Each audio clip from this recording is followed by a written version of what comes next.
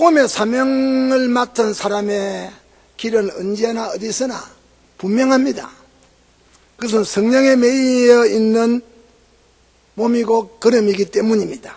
바울은 지금 3차 성교 원정을 끝맺고 예루살렘으로 가는 길에 두로에서 또 추억을 기록하게 됩니다.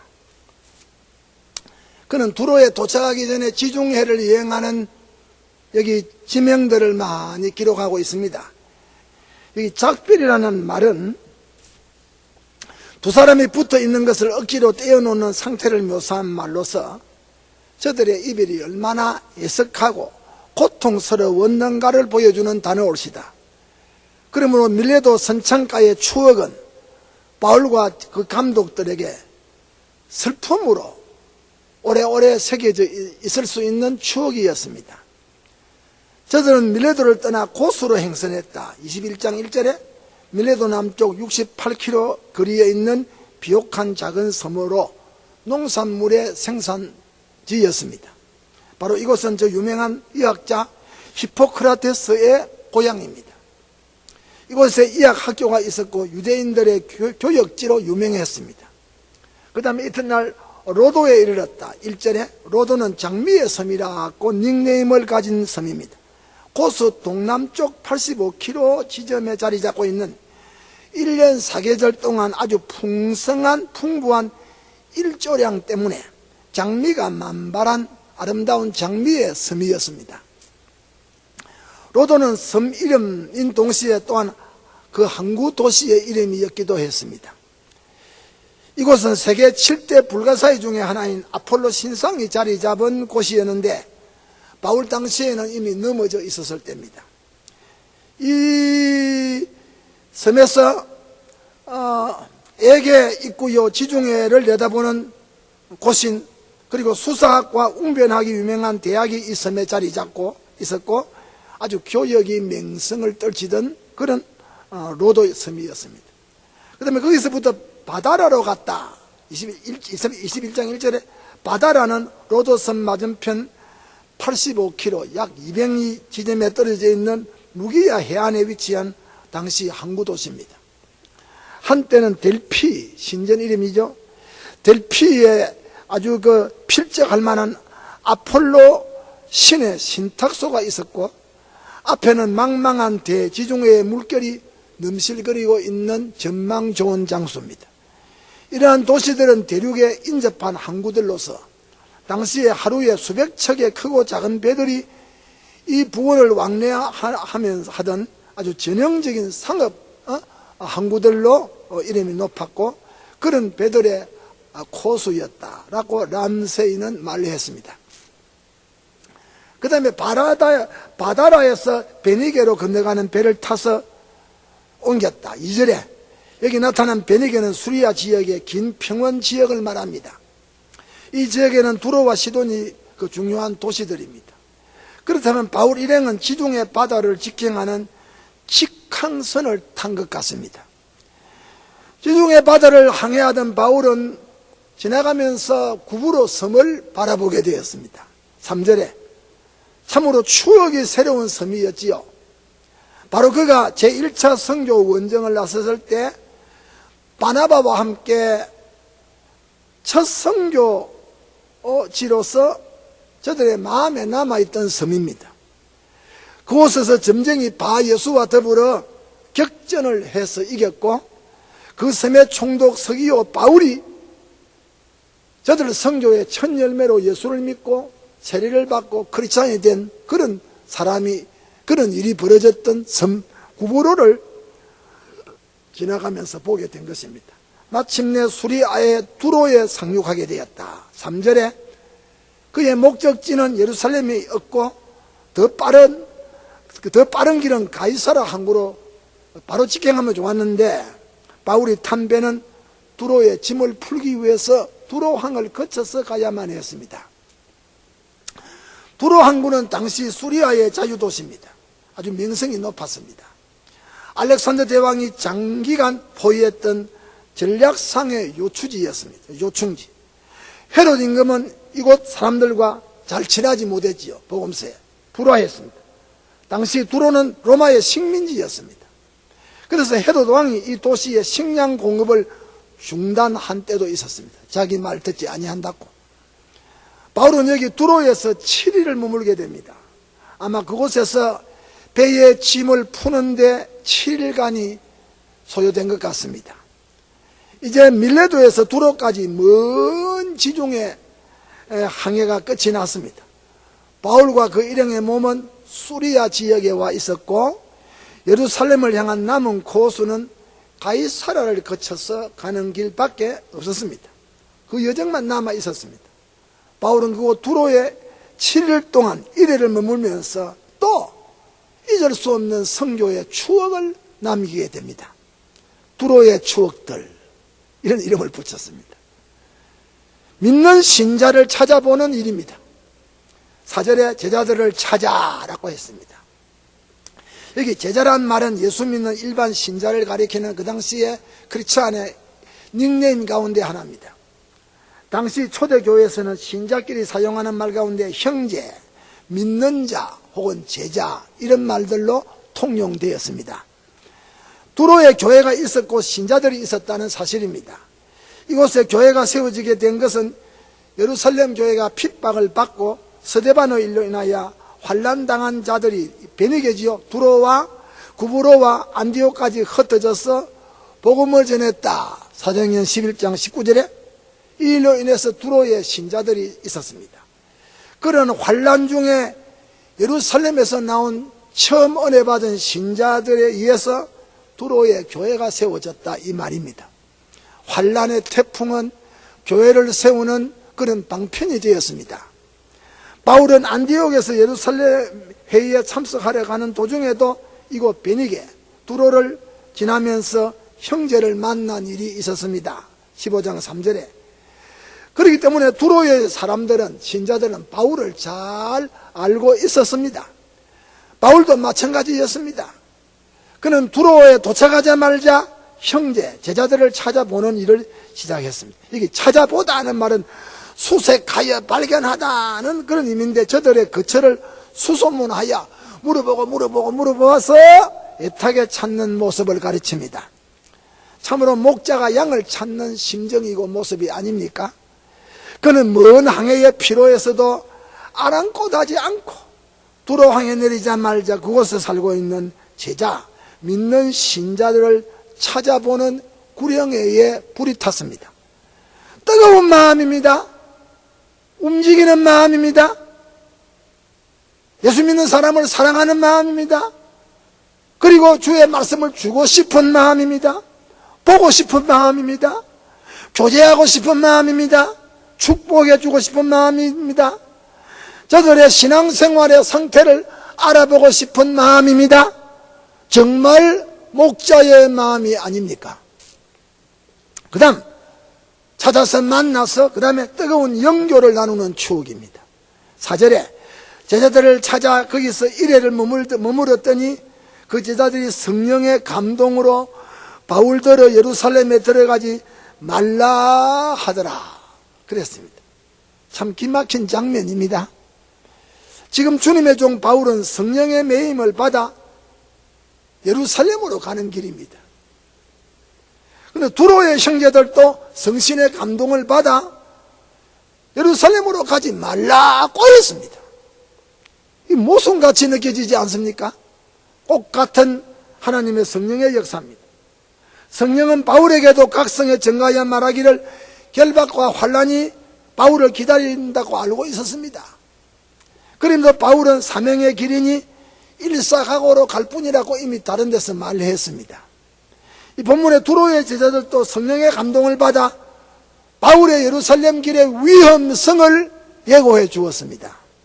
그렇다면 이들은 모두 다 바울의 예루살렘 가는 길을 아예 금지한 것이 아니고 바울의 예루살렘 길이 험하다, 어렵다, 환난의 길이다고 하는 바울 선교 노정의 위험성을 알려주는 내용입니다. 또한 전도자 바울 존재의 기중성을 저들은 잘 알고 있었습니다. 결코 두로의 신자들이 바울이 받은 사명의 길을 방해하거나 만류함이 아니라 바울의 예루살렘 길이 위험하다 하는 사실을 인지시켜주는 성령님의 전달입니다. 중요한 것은 저들은 다 바울을 만나기 전이나 만난 후에도 성령 안에서 움직이고 있는 아주 영지작용이 활발한 사람들이었다. 저들은 모두 성령 안에서 호흡했다.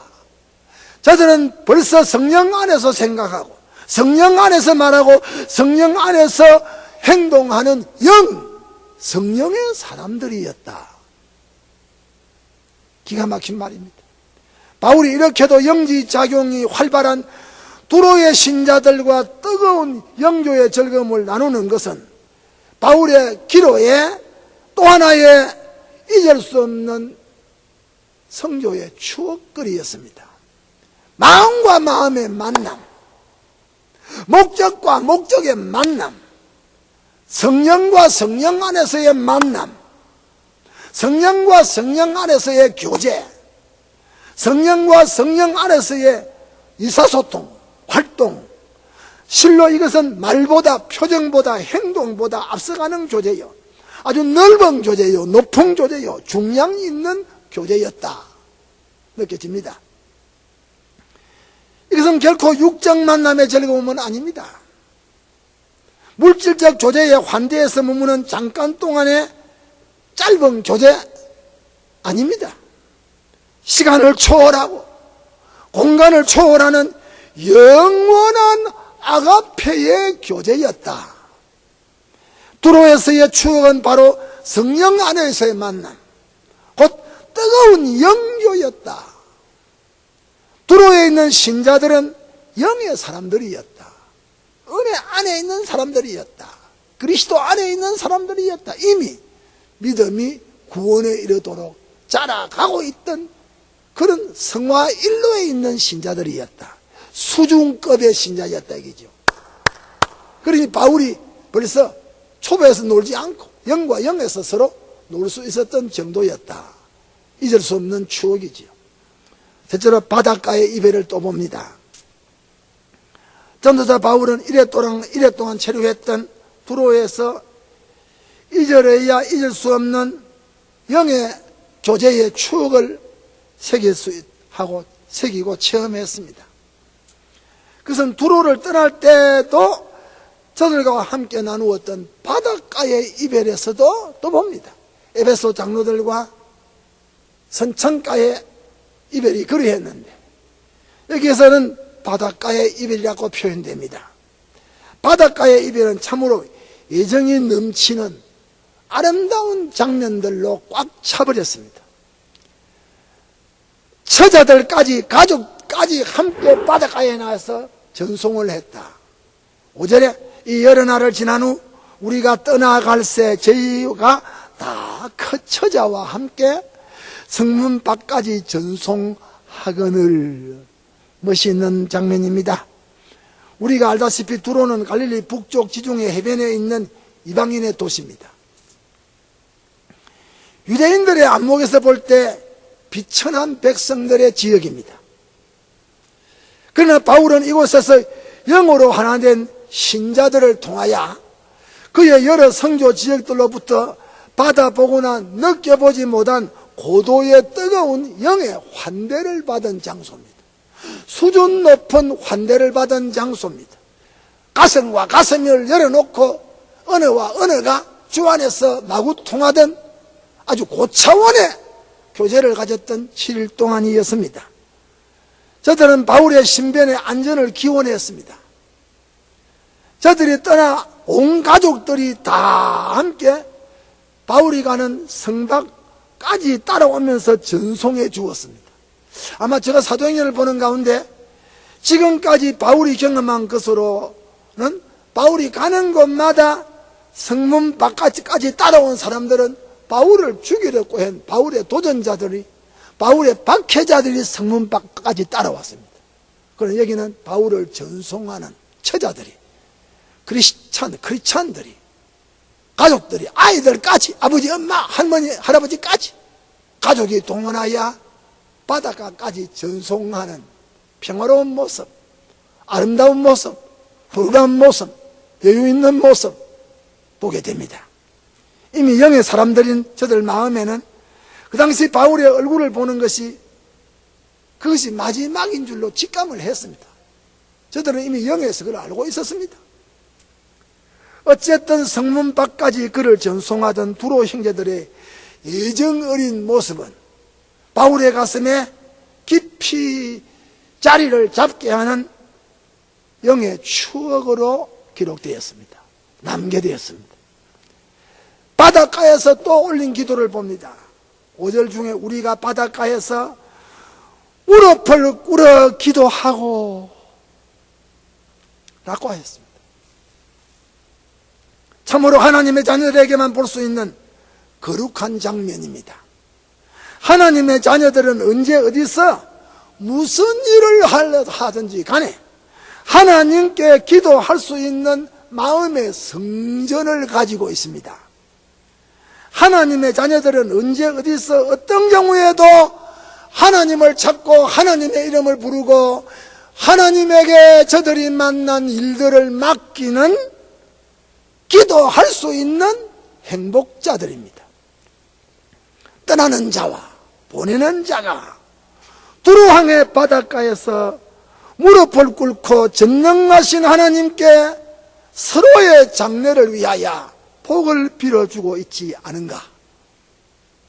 움직이는 생명의 그림 같습니다. 이 기도는 무릎을 꿇는 겸손한 기도요, 한 마음으로 함께하는 기도요, 서로를 주께 맡기는 축원의 기도입니다. 서로의 안녕을 주 안에서 염원하는 미래적인 기도입니다. 그리고 간절한 소원의 기도입니다. 확실히 바울의 이 바닷가의 기도는 바울이 잊을 수가 없었습니다. 밀레도에서 떠나면서 선창가에서 에베소 장로들과 무릎을 꿇고 눈물을 흘리면서 석별의 기도를 올렸던 장면이나 두로에서 가족들이 다 나와서 어린아이와 어른들이 함께 무릎을 꿇고 석별의 기도를 올렸던 이 장면들이야말로 하나님의 생명책에 영원히 기록될 만한 가치가 있는 장면입니다. 자기 십자가를 지고 가는 이별입니다.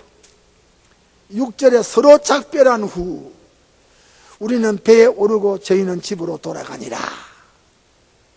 서로 자기 십자가를 지고 배에 올라서 가이사랴로 가는 사람, 그리고 두로의 교회를 위해서 자기 집으로 가는 사람들, 서로 나누어졌다. 자기 몫에 태인 십자가를 짊어지고 자기 길로 가는 이별이었다. 바울의 일행은 사명을 따라 예루살렘으로 가고 저들 일행도 제각기 자기 일터로 되돌아가는 모습입니다. 이 세상에는 그 어디에도 하나님의 자녀들이 영구히 영생하도록 이별 안 하고 살 수 있는 장소는 이 지구촌에는 없습니다. 이 세상에 머무는 기독 신자들은 예외 없이 나그네 여로를 살아가는 자들이기 때문입니다. 아직 우리의 전투는 끝나지 않았습니다. 우리의 갈 길은 끝나지 않았습니다. 우리의 몫에 태인 십자가의 길이 우리를 기다리고 있기 때문입니다. 그래서 바울은 배 타고 가이사랴를 거쳐서 예루살렘으로 가야 되고 두로의 형제들은 자기 일을 위하여 자기 집으로 돌아가야 되는 이별이 일어나고 말았습니다. 그래서 저들은 제각기 자기 십자가를 지기 위하여 두로의 바닷가를 떠나게 되었습니다. 사명 따라 살아가는 이 세상의 모든 기독 신자들의 여론은 그 어디나 추억의 장소로 새겨지지 아니할 곳이 없습니다. 바울의 선교 여로의 두로의 추억이 이러했다. 두로에도 믿는 형제들이 있었다. 이방인의 교회입니다. 두로의 신자들은 성령 안에서 움직이는 뜨거운 사람들이었다. 저들은 참으로 애정이 넘쳐 흐르는 사랑의 형제들이었다. 바울이 위대한 주님의 종인 것을 알아주고 뜨겁게 7일 동안 영교를 나누었던 차원적인 신자들이었다. 이런 아름다운 색깔들이 두로에 머물 동안 바울의 가슴에 새겨지고 그려진 추억들이었을 것입니다. 장소가 어디든, 직업이 무엇이든, 어떤 유의 사람들이든 참으로 우리가 예수 그리스도를 가운데 모시고 그분 앞에서 우리의 모든 것을 주고 받을 수 있는 삶이 된다고 하면 화려하고 웅장한 예배당은 없어도 그분들이 바친 기하학적인 연보로 많은 사업을 벌리지는 못해도 역사의 대로에서 큰 나팔 소리 요란하게 울려 퍼지는 개선의 걸음이 아닐지라도 성령 안에서, 그리스도 안에서 십자가를 가운데 두고 가족과 함께, 동지들과 함께 바닷가에서 무릎을 꿇고 주의 영광을 위하여, 종들의 여로를 위하여, 양들의 여로를 위하여 전능하신 하나님께 기도를 올릴 수 있는 그 지도자, 기도를 드릴 수 있는 그 양떼들의 모임이라고 하면 그것이야말로 이 지상에서 맛보는 행복의 지성소가 아닌가. 실로 행복한 추억의 지성소가 아닐까. 실로 아름다운 신앙 여로의 축복의 장관을 꽃피우는 은혜로운 장소가 아니었을까. 사랑하는 성도 여러분, 우리는 두로의 추억을 기록합시다. 고도의 신앙 수준을 가진 신자들, 벌써 성령 안에서 주의 종 바울의 여로를 알아맞추었던 사람들, 성령의 지도를 받고 두로까지 와서 가이사라로, 가이사라에서 예루살렘으로 가고 있는 영과 영의 만남, 7일 동안의 교제, 그리고 바닷가에서의 무릎 꿇고 올리는 석별의 기도, 목자와 양의 만남, 교제, 그리고 헤어지는 자기 길로 자기 길을 달려야 되는 아름다운 모습, 이별, 이런 것들이 오늘 지상교회에 있어야 될 축복의 내용이 아닙니까? 은혜의 길을 축원합니다.